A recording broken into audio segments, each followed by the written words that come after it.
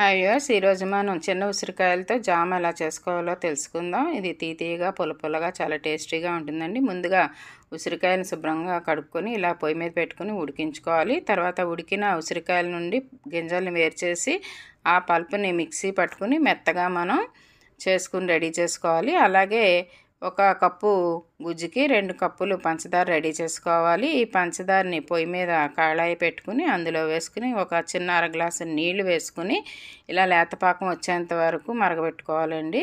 తర్వాత అందులో కొద్దిగా ఫుడ్ కలర్ వేసుకోవాలి. ఆ తర్వాత ఈ పల్పుని అందులో వేసుకోవాలి. ఉసిరికాయ పల్పుని వేసుకుని బాగా కలుపుకోవాలి దగ్గర పడేంత వరకు. మరీ ముద్రగా అయిపోకుండా చూసుకుని ఈ కన్సిస్టెన్సీలో మనం దించేసుకోవాలండి. చల్లారిన తర్వాత దీన్ని బాటిల్లో వేసుకుని బ్రెడ్ మీద స్ప్రెడ్ చేసి పిల్లలకి ఇస్తే చాలా ఇష్టంగా తింటారండి. ఫుల్ వీడియో కోసం నా ఛానల్ను చూడండి.